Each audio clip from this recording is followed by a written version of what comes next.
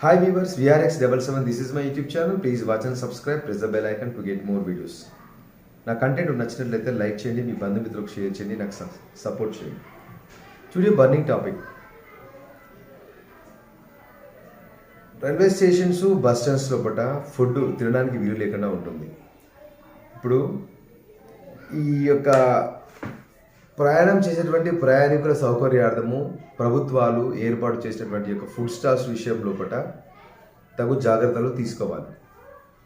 పెద్ద పెద్ద major station లోపల జన ఆహారం చెప్పేసి రెస్టారెంట్స్, ఫుడ్ కోర్ట్స్ ఏర్పాటు చేస్తుంటుంది ప్రభుత్వం. దేశవ్యాప్తంగా టెండర్లు పిలిచి, ఇప్పుడు మన సికింద్రాబాద్ స్టేషన్ తీసుకోండి, తర్వాత లింగంపల్లి స్టేషన్ కానీ, ఖైరతాబాద్ స్టేషన్, అంటే లోకల్లో ఉన్నటువంటి స్టేషన్స్ పేరు చెప్తూ ఉన్నాను. స్టేషన్స్ లోపల టెండర్లు పిలిచి ఫుడ్ కోర్ట్స్ ఏర్పాటు చేయడానికి వాళ్ళకి అవకాశం కల్పిస్తుంది. అలా ఏర్పాటు చేసిన ఫుడ్ కోర్ట్ లోపల ఫుడ్ తినడానికి అసలు వీలు ఉంటుంది. సికింద్రాబాద్ స్టేషన్ లోపల ఉన్నటువంటి జన ఆహారంలో ఒక ఆనియన్ దోశ ఖరీదు 135 రూపాయలు, ఒక ప్లేటు ఇడ్లీ ఖరీదు 75 రూపాయలు, సౌత్ ఇండియన్ థాలీ 220 రూపాయలు. మరి సామాన్య ప్రజలకు ఇది అఫోర్డబుల్గా ఉందా? పోనీ అంత డబ్బులు పెట్టి తింటే కూడా అది టేస్ట్గా ఉంటుంది.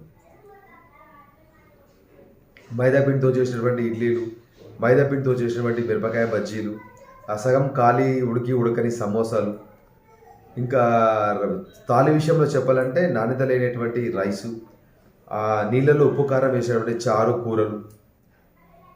ఆహార విషయంలో కూడా ప్రభుత్వం ఎందుకు చిత్తశుద్ధిగా ఉండదో విషయం అర్థం కాదు. ప్రభుత్వం చేతిలో ఉంటుంది ఇచ్చేయాలి. నిజంగా చెప్పాలంటే ఇప్పుడు ప్రయాణం చేసేటువంటి ప్రతి ప్రయాణికుడు తన వెనకాల ఫుడ్ను క్యారీ చేయడు కదా. ట్రైన్లలో ఐఆర్టీసీ ఉంది, కొన్ని రైళ్లలో ఫుడ్ని వాళ్ళు ఆర్డర్ తీసుకొని ప్రొవైడ్ చేస్తూ ఉంటారు. జేషన్ కోచ్లో, general coach, third AC, second AC లోపల ఐఆర్సిటీ వాళ్ళు ఆర్డర్ తీసుకొని లంచ్, డిన్నర్ ప్రొవైడ్ చేస్తారు. ఇప్పుడు దురంతో ఎక్స్ప్రెస్ కానీ, శతాబ్ది లేకపోతే మన ఈ సూపర్ ఫాస్ట్ రైళ్లలో, వందే భారత్ ట్రైన్లలో ఇంక్లూడింగ్ ఛార్జ్ లోపల కొంచెంత అమౌంట్ ఇంక్లూడ్ చేసి ఫుడ్ని కూడా ప్రొవైడ్ చేస్తుంటారు. కానీ ఆ ఫుడ్ లోపల ఎలాంటి నాణ్యత ఉండదు. రీసెంట్గా వచ్చినటువంటి వందే భారత్ ట్రైన్లో తిరుపతి నుంచి హైదరాబాద్, సికింద్రాబాద్కి వచ్చేటువంటి ట్రైన్ లోపల ఉన్నటువంటి ఫుడ్ చూస్తే మరీ అధ్వానంగా ఉంటుంది. ఫుడ్ ట్రైన్లలో ఆ విధంగా ఉంటుంది, మరి స్టేషన్లలో ఏమైనా ఉంటుంది, స్టేషన్లో కూడా సరిగ్గా ఉంటుంది.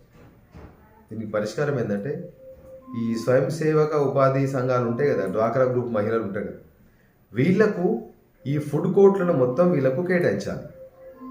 ఎవరికి? మరి స్వయం సహాయక మహిళా కేంద్రాలు ఉంటాయి కదా, డ్వాక్రా గ్రూప్ సంస్థలకి ఈ ఫుడ్ కోర్ట్ల వ్యవహారం ఈ స్టేషన్లలో, రద్దీగా ఉండే బస్ స్టాండ్లలో వీళ్లకు అప్పచెప్పడం ద్వారా వాళ్ళకు పరోక్షంగా ఉపాధి దొరికే అవకాశం ఉంటుంది. మరి అదేవిధంగా నాణ్యమైనటువంటి భోజనము ప్రయాణికులకు దొరికేటువంటి అవకాశం లభిస్తుంది. ఎందుకంటే ఈ స్వయం సహాయక సంఘాలలో ఉన్నటువంటి మహిళలు మన ఇంట్లో మంచిగా భోజనం చేసి పెట్టేది అమ్మనే కదా. మరి ఈ స్వయం సహాయక కేంద్రాల్లో ఈ డ్వాక్రా గ్రూపులో ఉన్నటువంటి వాళ్ళంతా మహిళలే కదా. వీళ్ళొక గ్రూప్గా ఏర్పడి, ఒక సిండికేట్గా ఏర్పడి వీళ్ళకు ఈ ఫుడ్ స్టాల్స్ని రద్దీగా ఉండేటువంటి బస్ స్టాండ్స్ లోపల, రైల్వే స్టేషన్స్ లోపల వీళ్ళకి ఈ స్టాల్స్ కేటాయించడం ద్వారా నాణ్యమైన భోజనము తక్కువ ధరకు లభించడమే కాకుండా ప్రయాణికులు కూడా సంతృప్తి చెందుతారు. ఈ విషయాన్ని ప్రభుత్వం ఎందుకు పట్టించుకోదు? ఇప్పుడు చెల్లపల్లి రైల్వే స్టేషన్ కొత్తగా ఓపెన్ చేశారు, అక్కడ ఫుడ్ స్టాల్ ఇవ్వండి, ఒక్కొక్క ప్లాట్ఫామ్స్కి 2 ఇవ్వండి. ఈ స్వయం సహాయక మహిళా కేంద్రాలు, డ్వాక్రా గ్రూప్ మహిళలకు ఫుడ్ కేంద్రాలు ఇవ్వడం ద్వారా ఫ్రెష్గా వాళ్ళు వండి ప్రయాణికులకు తక్కువ ధరకు సర్వ్ చేస్తారు. వాళ్ళ నుంచి నామినల్గా మీరు ఛార్జీని వసూలు చేయండి. ఇప్పుడు రైల్వే శాఖ ఉంది, ఏ రాష్ట్రంలో ఉన్నటువంటి రైల్వే శాఖ యొక్క స్టేషన్లను ఆ రాష్ట్రంలో ఉన్నటువంటి యొక్క స్వయం సహాయక గ్రూపులకు, మహిళలకు ఈ ఫుడ్ స్టాళ్ళు ఇవ్వండి.